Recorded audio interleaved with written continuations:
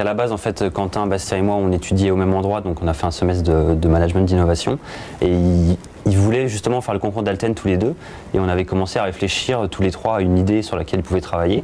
Et on a eu cette idée de microdon qui est apparue. Donc on a commencé à travailler sur le concept et on s'est rendu compte que c'était assez porteur. Et finalement, on a décidé de se lancer à trois dans l'aventure. Microdon, ça permet aux gens de donner très peu d'argent. C'est-à-dire que quand les gens donnent très peu d'argent dans la rue à quelqu'un, on s'est dit qu'il faudrait qu'ils puissent également donner très peu d'argent à une association, par exemple. Parce on se rend compte que les gens ont peut-être un peu honte de donner 1 euro à une association, ils pensent que c'est trop peu. Donc on voulait favoriser ça et permettre aux gens de donner peu d'argent. Mais d'une manière régulière et à éventuellement différentes associations. Et non pas à une seule association, une fois par an, comme la plupart des gens le font. Un microdon, c'est un don qui est simple, modeste et spontané.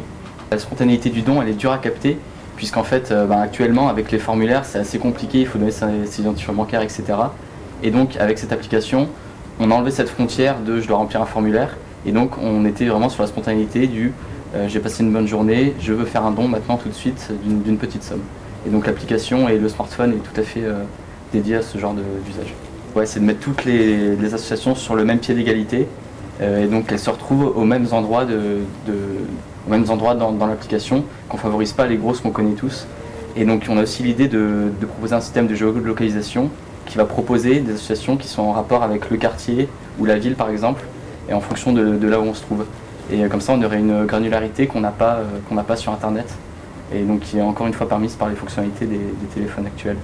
Alors donc le moyen de paiement sécurisé, c'est le cœur du système. Et en fait, c'est basé sur un porte-monnaie virtuel qu'on peut alimenter via son compte en banque. Et donc, une fois que ce porte-monnaie virtuel n'a plus l'argent, on ne peut plus faire de transactions. Et voilà, il n'y a pas de risque de dépasser son budget ou de se faire pirater, puisqu'en fait, les sommes qui rentrent en jeu sont assez faibles.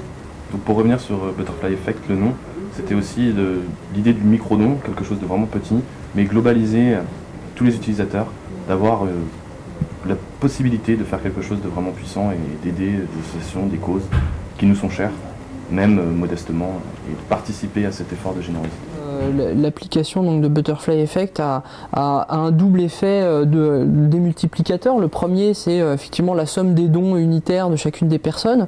Et puis l'autre effet des multiplicateurs, c'est de pouvoir toucher toutes les associations qui vont avoir des causes un petit peu spécifiques. Donc vraiment pouvoir inonder le marché de l'association avec des dons qui vont être ciblés, qui vont bien évidemment aider les personnes qui en ont besoin.